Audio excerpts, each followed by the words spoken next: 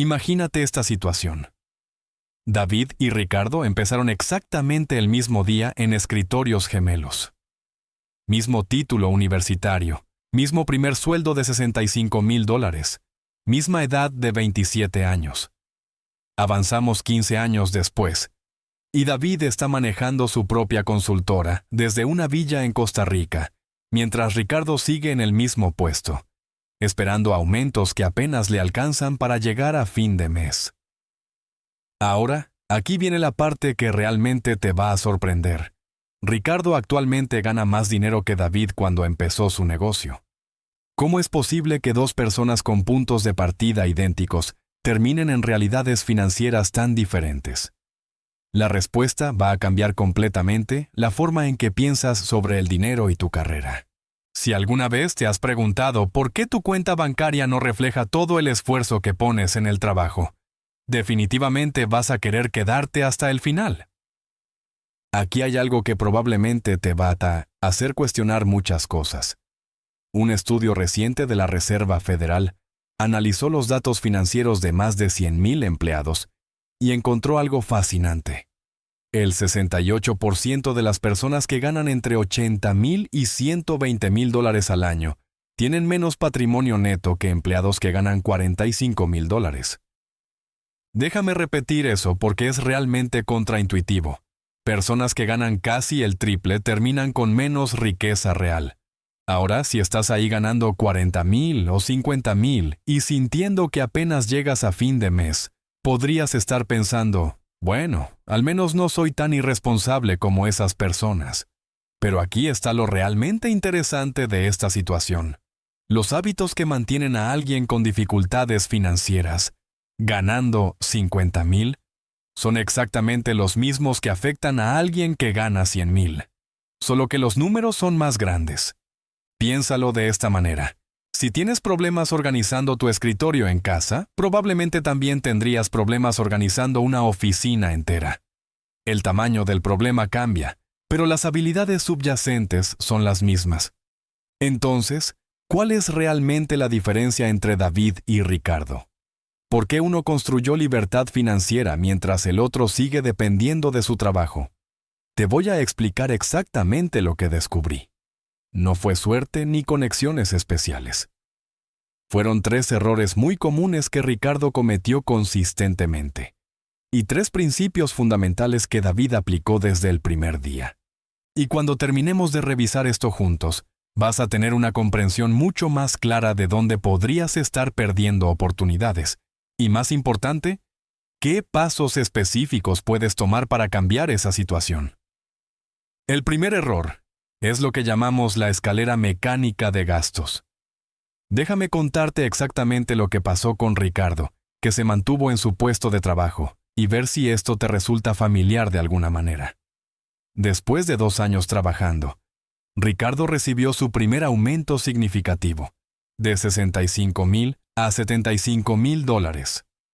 Esto representaba exactamente $650 extra al mes después de impuestos.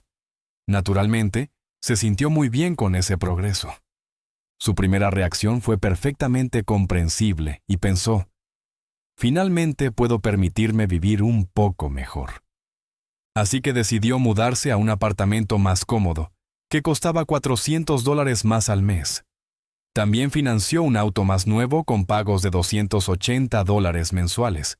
Y comprensiblemente, se permitió algunos gastos adicionales que había estado posponiendo. En aproximadamente 4 meses, esos $650 extra no solo habían desaparecido completamente, sino que en realidad estaba gastando un poco más de lo que ganaba. Ahora, aquí está la parte que es realmente reveladora. Esto no fue un evento aislado. Cada vez que Ricardo recibía un aumento, seguía exactamente el mismo patrón. Esto se repetía una y otra vez.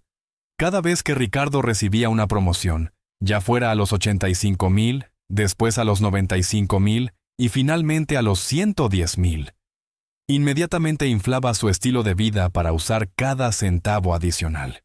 Era como si su capacidad de gasto creciera automáticamente para coincidir exactamente con cualquier aumento que recibiera. Es como estar en una de esas cintas de correr en el gimnasio que va aumentando la velocidad gradualmente. Corres cada vez más rápido, te esfuerzas más, pero cuando miras alrededor, sigues exactamente en el mismo lugar.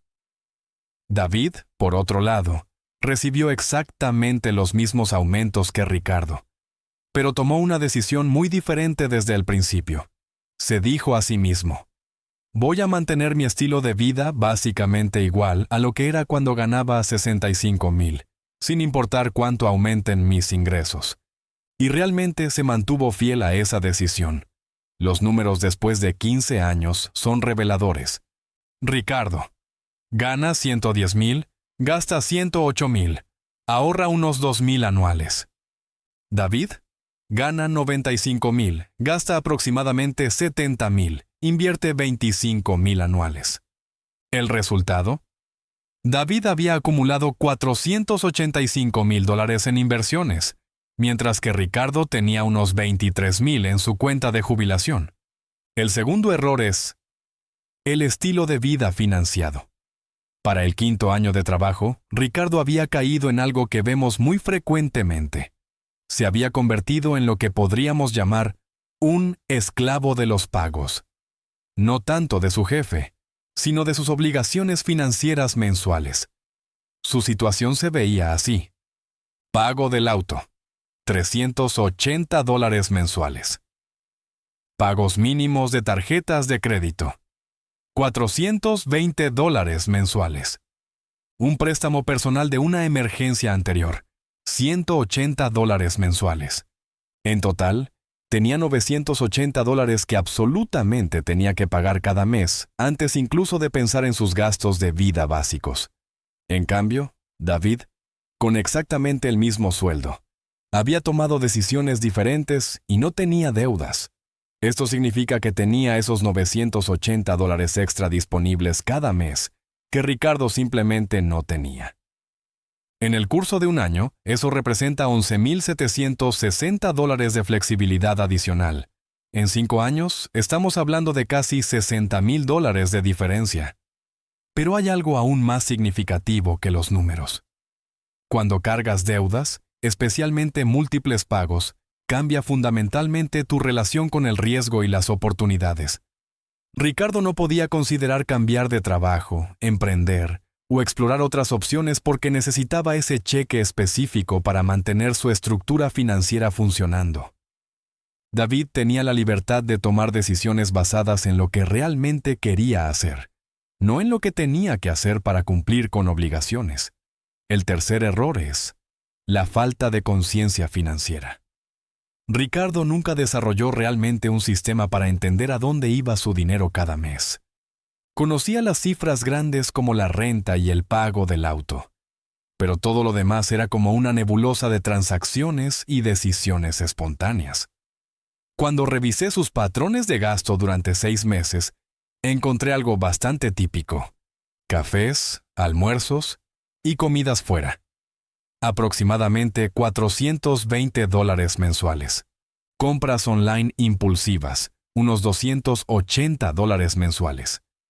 Entretenimiento y salidas espontáneas, alrededor de $350 mensuales.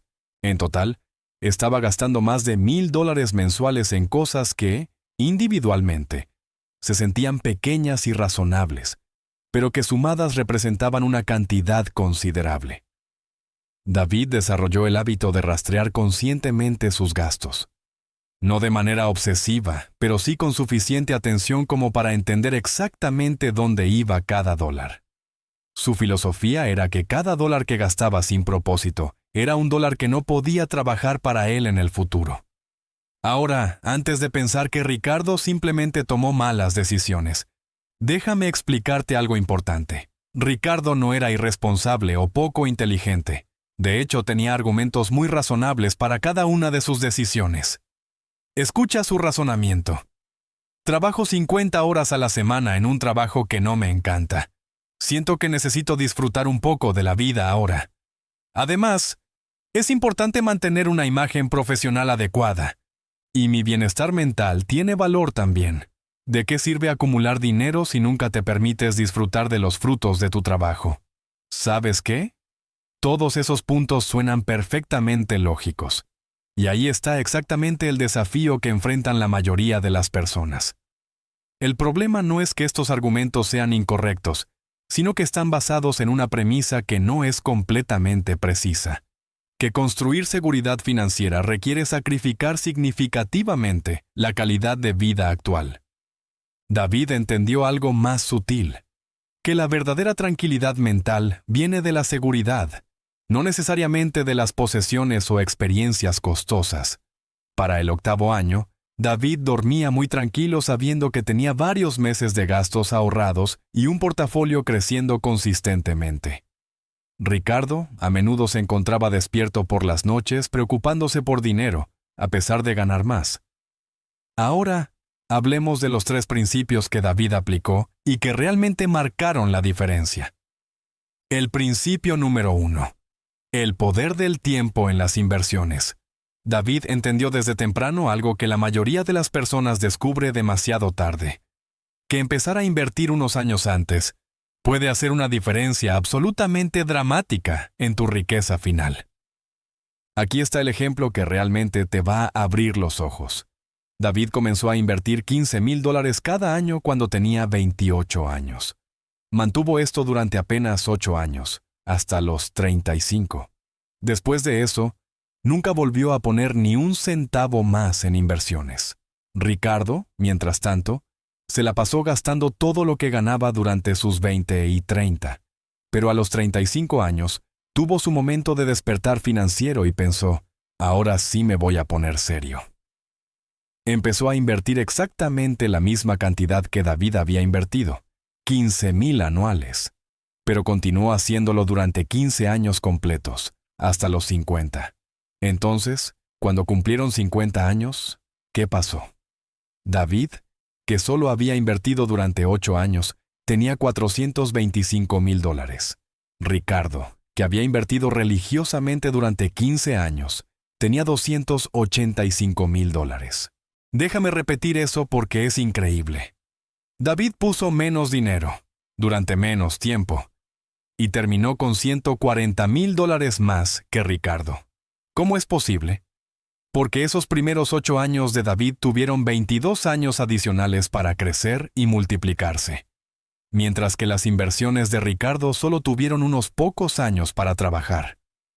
Eso es el poder del interés compuesto en acción. No se trata de cuánto inviertas, sino de cuándo empiezas a hacerlo. El principio número 2. La automatización del ahorro. David desarrolló lo que podríamos llamar un sistema de pagarse a sí mismo primero. En lugar de confiar en su disciplina o motivación día a día, automatizó completamente el proceso. Cada vez que recibía su cheque de $5,400 mensuales, inmediatamente transfería $1,350 a sus cuentas de inversión, o sea, el 25%.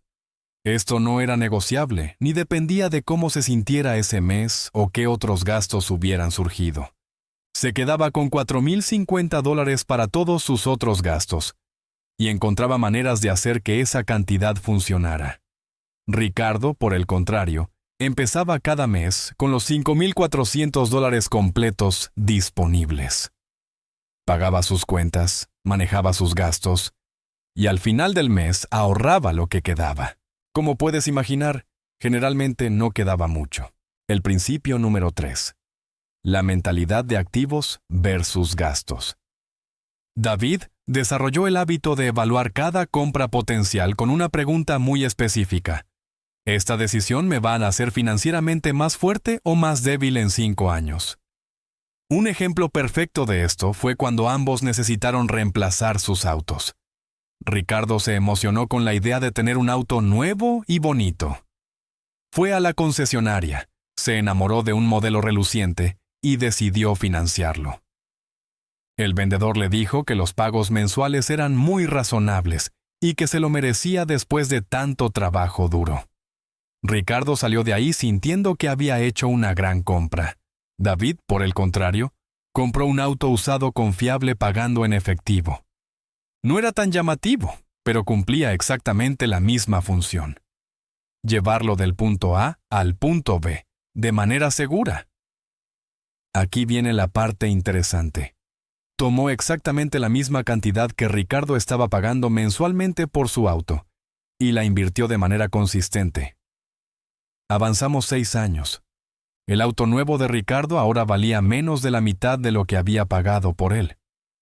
David tenía un auto que valía bastante menos, eso es cierto, pero también tenía una cartera de inversiones que había crecido considerablemente durante esos años. La diferencia total en su situación financiera era enorme, exactamente la misma necesidad de transporte, pero dos enfoques completamente diferentes sobre el dinero. Para cuando David llevaba 12 años trabajando, había llegado a un punto donde ya no necesitaba su trabajo para sobrevivir. Sus inversiones estaban generando suficientes ingresos pasivos como para cubrir sus gastos básicos. Para el año 15, tenía completa libertad para elegir cómo quería pasar su tiempo. Ricardo, mientras tanto, sigue en una situación muy similar a donde empezó. Tiene un sueldo más alto, eso sí, pero paradójicamente a menudo se siente más presionado financieramente que cuando ganaba menos. Aquí está la realidad que creo que es importante entender. David no tenía ventajas especiales, conexiones familiares o conocimientos secretos sobre inversiones. Simplemente reconoció que la libertad financiera no sucede por accidente. Se construye a través de decisiones conscientes y consistentes a lo largo del tiempo. La diferencia principal fue en el momento de la decisión. Ricardo siempre planeaba empezar a tomarse en serio las finanzas cuando tuviera un poco más de dinero. David empezó a construir su seguridad financiera para poder tener más opciones en el futuro. Tu situación financiera futura se está determinando por las decisiones que tomas hoy.